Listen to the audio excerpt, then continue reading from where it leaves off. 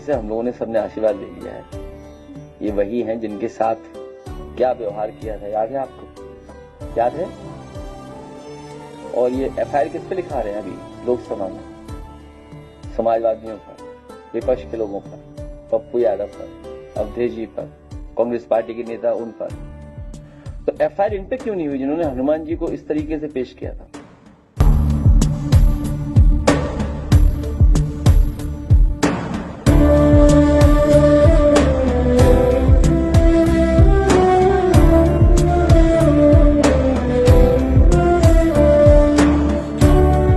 और जो लोग कहते थे कि बेटी बचाओ बेटी पढ़ाओ, उन्होंने सोचो बेटियों के साथ क्या व्यवहार किया। और केवल किया नहीं, पुलिस से करवाया व्यवहार। और आज भी कर रहे हैं ये लोग, आज भी अन्याय करने के लिए उनकी जो फौज है वो तैयार है।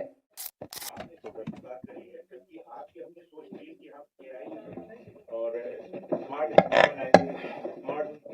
क्लासरूम बनाएंगे और एआई लर्निंग और शिक्षा परीक्षण जैसी सुविधाओं से लैस करेंगे। और ये जो है स्कूल बंद करने पे इनकी मानसिकता ही यही है कि इनको शिक्षा ना दी जाए। लेकिन आपकी अपनी सोच थी कि smart school, smart college, smart classroom और एआई लैब जैसे डिजिटल लर्निंग शिक्षा परीक्षण जैसी सुविधाओं से लैस किया जाए। भविष्य में ये सरकार हटे, इसके लिए हम सब लोग मिलकर के काम करेंगे। जब सरकार हटेगी तो चीजें बदलेंगी। जिस समय टेक्नोलॉजी का इतना ज्यादा प्रचार और इतना ज्यादा पेनिट्रेशन यूपी में नहीं था, उस समय भी समाजवादियों ने टेक्नोलॉजी का साथ लेकर के, चाहे वो डायल 100 हो, एम्बुलेंस सर्विसेज हो, एससीएल का ट्रेनिंग इंस्टीट्यूट आया हो, IIIT आया हो, या स्कूलों को मॉडर्नाइज करने के लिए काम शुरू हुआ हो, या अभिनव स्कूल बनाने शुरू कर दिया हो, नया इंफ्रास्ट्रक्चर स्कूलों को दिया हो, ये लगातार काम चल रहे थे। इसके साथ साथ बच्चों के हाथ में लैपटॉप दिया, जिससे कि बच्चे पढ़ लिख सकें, उनके परिवार में भी लोग पढ़ लिख सकें और आगे बढ़ सकें। और गांव-गांव इंटरनेट बिछाने का भी उस समय, हालांकि वो प्राइवेट इन्वेस्टमेंट था, तब भी उसके लिए सबसे बड़ा कदम समाजवादी ने उठाया था। और आपको याद होगा जब लॉन्च हुआ था तो हजरतगंज में उसको हम लोगों ने फ्री भी किया था वाईफाई। आपके हजरतगंज में फ्री वाईफाई था, पार्कों में फ्री वाईफाई था। एक ही संकट है उत्तर प्रदेश में, वो है भारतीय जनता पार्टी। भारतीय जनता पार्टी हटेगी तो सब संकट दूर होंगे।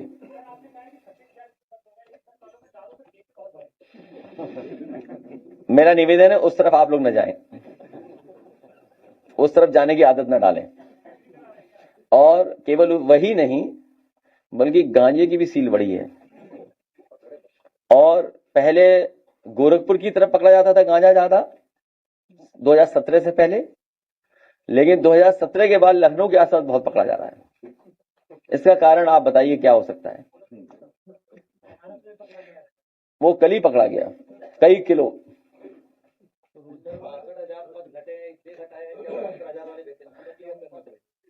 ये पद इसलिए घटाए जा रहे हैं क्योंकि ये सरकारी नौकरी नहीं देना चाहते हैं। और सरकारी नौकरी देने का मतलब है कि बजट से पैसा देना पड़ेगा, उसमें भ्रष्टाचार नहीं कर सकते हैं। आउटसोर्स इसलिए करते हैं कि भ्रष्टाचार कर सकें। जब आप सरकारी नौकरी देंगे, बजट से पैसा देना पड़ेगा, तो आपको आरक्षण भी देना पड़ेगा। इसीलिए आपको जारी किया था, अगर आपको याद हो, ये आरक्षण का भी जारी किया था, आप याद होगा आपको, ईडी आरक्षण घोटाला, जिसमें पहले ही पेज पे मैंने कहा था कि अगर पहले पेज का ही जवाब दे देगी सरकार। 69,000 शिक्षक भर्ती 2019, ओबीसी के पद 27% मिलना चाहिए, मिला कितना? 3.86। एससी को 21%, मिला कितना? 16.2%। एसटी 2%, मिला कितना? 0। ये तो पहले पेज का जवाब दे दे सरकार, पहले पेज का। और रहा बचा चढ़ावा चोरी कर ली, चंदा चोरी कर ली, सीसी कर लिया।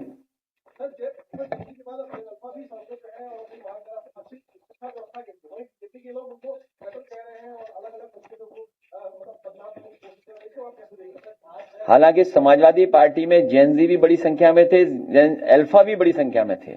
समय समय पे आप लोग मिले होंगे, उनके वीडियोस वायरल हुए। मैं एक पर्टिकुलर नाम नहीं लेना चाहता हूं, लेकिन है। और हो सकता है आपको अल्फा वालों से मुलाकात हो गई हो आपकी। कम से कम वो एक्सप्रेसिव है, अपनी बात को कहना चाहते हैं बिना संकोच के। पॉलिटिकल सिस्टम में और डेमोक्रेसी में ये हमारी आपकी जिम्मेदारी बनती है कि उनकी बात सुने जब वो दुनिया से कनेक्टेड हैं। और शायद इतना विट, इतना डिफरेंट कैंपेनिंग, कम्युनिकेशन या इतना क्रिएटिव कभी नहीं देखा होगा जैसा देखा गया।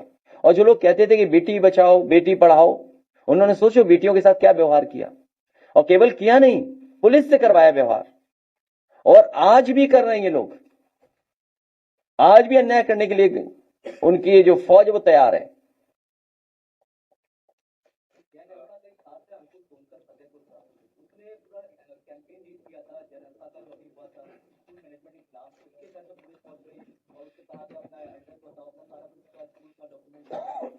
तो सोचिए, भारत सरकार और देश के वरिष्ठ भारतीय जनता पार्टी के नेता मंत्री सबने समझौता किया, और समझौते में यह तय हुआ कि किसी भी आंदोलनकारी पर कोई भी मुकदमा दर्ज नहीं होगा, उनके साथ कोई अन्याय नहीं होगा। फिर डेमोक्रेसी में हम किस पे भरोसा करें? तो फिर सरकार की क्रेडिबिलिटी क्या बची, उनकी पॉलिटिकल क्रेडिबिलिटी क्या है? फिर अगर पुलिस पूछ रही है, और वो भी छोटे बच्चों, और क्या मांग थी उनकी? पानी शुद्ध मिल जाए पीने का, पोर्टेबल वाटर हो, ड्रिंकेबल वाटर हो, या पंखे लग जाएं। जब मांग आपने मान ली उन बच्चों की, तो आपको उनके साथ अन्याय नहीं करना चाहिए। हम अपने संगठन और विधायक जो हैं वहां से उनसे कहेंगे कि उस परिवार से मिलें और कोई भी अन्याय उस परिवार के साथ ना होने दें। इसको किताब दे देंगे, अभी कोई किताब पहुंची नहीं तुम्हारे पास? पहुंच गई, बस ठीक है।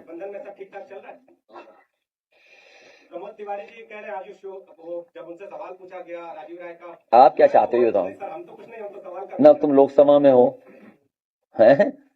दूर से देखते हो टीवी में, हाँ कि ये जा रहे ये बात कर रहे हैं। कोई है क्षेत्र इनके पास? तुम्हें ये नहीं पता है कि प्रमोद तिवारी जी और समाजवादी पार्टी के कितने गहरे संबंध हैं। हम एक दूसरे कितना सम्मान करते हैं, और केवल उनसे नहीं बल्कि पूरा जितना भी दल है वहां उनसे। ये पता ही नहीं आपको? फिर क्या है पत्रकारिता करते हो? इस्तीफा दे दो पत्रकारिता से।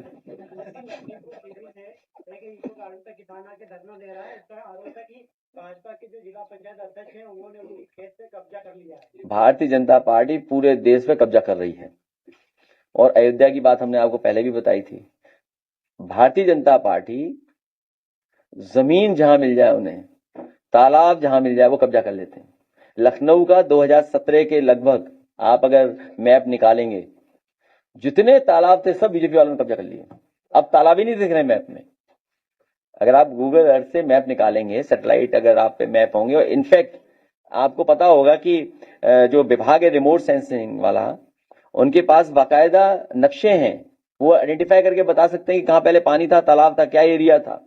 जितने महत्वपूर्ण तालाब थे सब भारतीय जनता पार्टी के लोगों ने मिलकर के भूमाफियाओं ने कब्जा कर लिया है।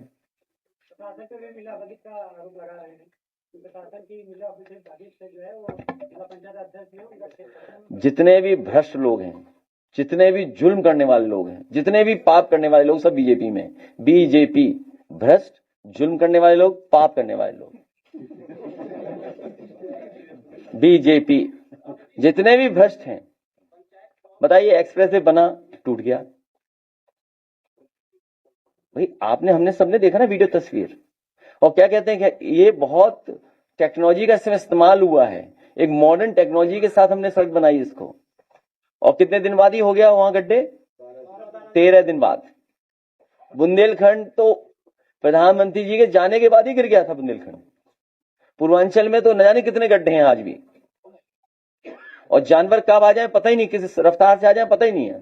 तो इसलिए जितने भी भ्रष्ट लोग हैं सब बीजेपी में हैं। तो भ्रष्ट, जुल्म करने वाले लोग और पापी लोग सब बीजेपी में है। बीजेपी, तुम नाम ही नहीं समझ पाए अभी तक। चोरी के लिए क्या आप मांग करेंगे? कार्रवाई हो रही है, लेकिन चंदा चोरों पे कोई कार्रवाई नहीं हुई है। चंदा रामधन चढ़ावा चोरी और सब जा रहा बीजेपी के पास। तो बीजेपी को सफाई देनी चाहिए इस बात को लेकर के।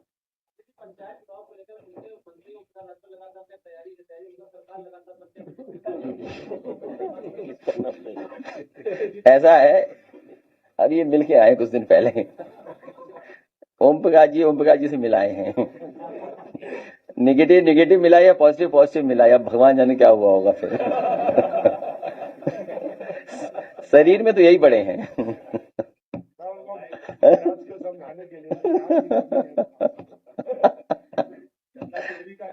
तो इसलिए देखिए बाई इलेक्शन नहीं हो पा रहे हैं यहाँ, पूरे देश में बाई इलेक्शन हुआ, सरकार पीछे हट गई बाई इलेक्शन से। नहीं, वो जानते थे कि फोर्स लगाना पड़ेगा, बिना फोर्स के जीत पाएंगे, और कितना फोर्स से वो काम लोगे आप। बीजेपी वाले कभी भी सगे नहीं हो सकते किसी के। आप देखिए दिल्ली में जो हुआ, सवाल तो ये कि लाठी पड़ी, उन्हें पता है लाठी किसने मरवाई, लाठी चलाने वाले को पता है किसके ऑर्डर पे लाठी चली है, जिस पे लाठी लगी उसे पता है किसकी वजह से लाठी पड़ी है, और बीजेपी सरकार में उसे पता ही नहीं लाठी किसके ऑर्डर से चली है। आज अधिकारियों के साथ ही नहीं है वो, सोचिए आप, और अधिकारियों को आगे कर दिया। इसलिए जो अधिकारी अभी अन्याय कर रहे हैं ये भी जान लें कि बीजेपी उनकी भी सगी नहीं है। जिस दिन उन्हें लगेगा कि फंसने वाले हैं ये लोग, उसी दिन साथ छोड़ देंगे। अब वो सब अपनी मन की बात कह रहे हैं। एक विभाग है उसके मंत्री का सब मन की बात जानना चाहते हैं, वो आ ही नहीं रहे सदन में। सभी सांसदों के सामने बला टल गई, मामला निपट गया, उन्होंने उनके मन की हो गई बात। सर, बीजेपी के एक विधायक बीबीआईटी गेस्ट हाउस पर धरने में उनसे जब पूछा गया कि लीड पेपर लीक पर सर क्या आरोप है, कह रहे हैं कि हमने फिर एग्जाम तो करा दिया, क्या युवा का भविष्य यही साल का। भारतीय जनता पार्टी पहले से साजिश षड्यंत्र करती आई है, सूची लिस्ट बदलने का काम ये करते आए हैं। और यूपी के हमारे सीनियर जर्नलिस्ट लोग या वरिष्ठ जर्नलिस्ट लोग ये जानते होंगे, एक समय पर बीजेपी की सरकार थी और बीजेपी ने पूरा 0 सेशन हो गया था, 0 सेशन हुआ था, केवल इसी वजह से हुआ था। और जो अगर उस समय के जो लोग रहे होंगे एग्जामिनेशन कराने वाले लोग, अगर आपके संपर्क में हो तो पता करना आप कि उस समय बीजेपी के लोग लिस्ट बदलवाना चाहते थे, अपने लोगों को शामिल करना चाहते थे। जब उन लोगों ने मना कर दिया कि हम नहीं शामिल करेंगे, उसकी वजह से वो सेशन 0 हुआ था। आप पता करवा लीजिए केजीएमयू और किसी मेडिकल कॉलेज में।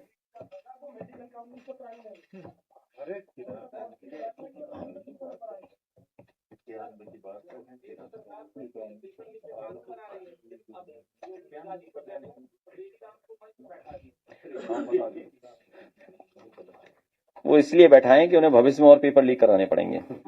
20 हो चुके हैं पेपर लीक, 10 साल में 20।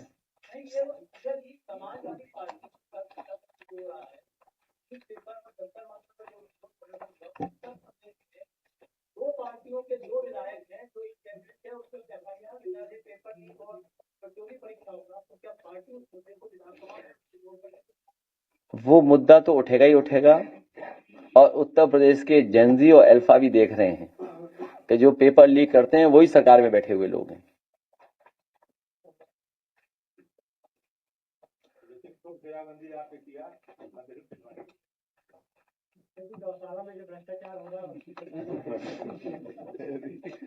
अभी प्रभु हनुमान जी से हम लोगों ने सबने आशीर्वाद ले लिया है। ये वही हैं जिनके साथ क्या व्यवहार किया था, याद है आपको? याद है? और ये एफआईआर किस पे लिखा रहे हैं अभी लोकसभा में? समाजवादियों पर, विपक्ष के लोगों पर, पप्पू यादव पर, अवधेश जी पर, कांग्रेस पार्टी के नेता उन पर। तो एफआईआर इन पे क्यों नहीं हुई जिन्होंने हनुमान जी को इस तरीके से पेश किया था? उन्हें मजबूर किया, उनकी गरीबी का मजाक उड़ाया उन्होंने। जितने भी ये पात्र बनते हैं, कलाकार बनते हैं, वो सब गरीब घर के परिवार के हैं, उनका इसी से जीवन यापन होता है।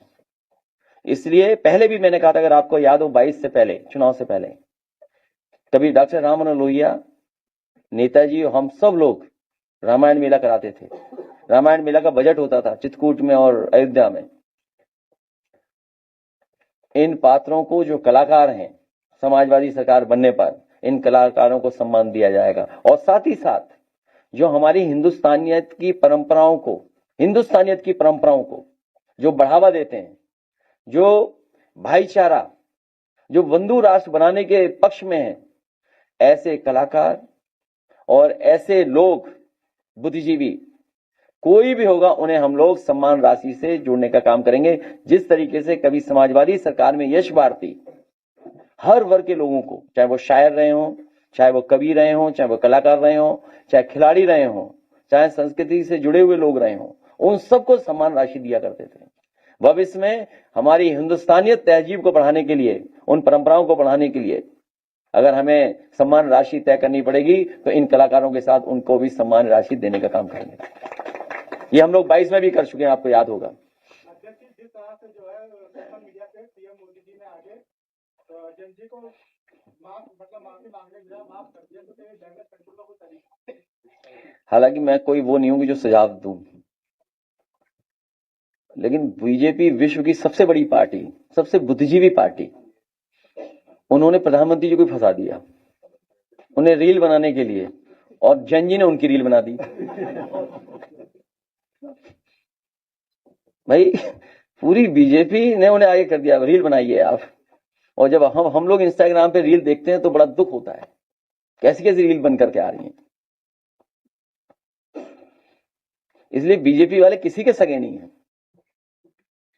अंडरग्राउंड, अनरजिस्टर्ड, एक रंगी लोग, वो किसी के नहीं है।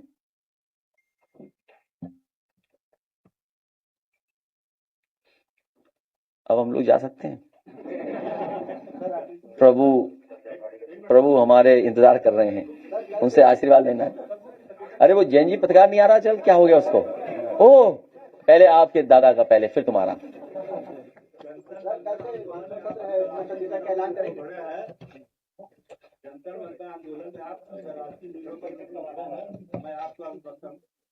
अच्छा ठीक है, बहुत धन्यवाद। आइए एक मिनट, हाँ आ जाओ आ जाओ आ जाओ। जैन जी लास्ट क्वेश्चन, और वो आ जाना, आप ऊपर आ जाओ मंच पे, आ जाओ। गयाली साहब ले आओ ना, जमाली साहब ले आओ इन्हें। हाँ, हमारे बहुत ही ईमानदार विधायक। अच्छा जैन जी पहले पूछो, फिर बाद में करो। सर मेरा सवाल ये है कि लगातार आप देख रहे हैं प्रधानमंत्री जी सोशल मीडिया के माध्यम से जल्दी को टारगेट करने की कोशिश कर रहे हैं। सर क्या आपको नहीं लगता आपको भी ऐसी लिस्ट बनानी चाहिए? क्या? आपको भी नहीं, मैं अपने जैन जी भाइयों से, जैन जी नौजवानों से, जैन जी और ये हमारे जैन जी पत्रकार, सर मेरा नाम लीजिए। नहीं तुम हमारे जैन जी पत्रकार हो, सबसे पहले नाम दिया तुम्हारे मैंने, गलत बात। तुम तो हो ही उस उम्र के ना। खैर, तो मैं निवेदन आपसे करूंगा कि आप हमारे लिए अच्छा बनाइए, क्रिएटिव करिए, कुछ क्रिएशन क्रिएटिव हो आपका, तो हम उसको प्रमोट करेंगे। हम लोग भी उसका, हम जल्दी स्टाइल में आपका एक इंटरव्यू करना चाहते हैं। वो स्टाइल क्या होगी, तो वो हमें ट्रेन कर देना थोड़ा, तब हम आपके साथ इंटरव्यू में बैठेंगे। ये ट्रेनिंग बहुत जरूरी है, तुम पुराने हो, तुम्हें क्या लेना देना। ठीक है, नेक्स्ट 15 अगस्त के बाद। ठीक है, done. Thank you so much हैं। और मेरे हमारे बहुत ही वरिष्ठ और बहुत ही ईमानदार विधायक हमारे बीच नहीं रहे, और उनके बेटे हमारे साथ हैं।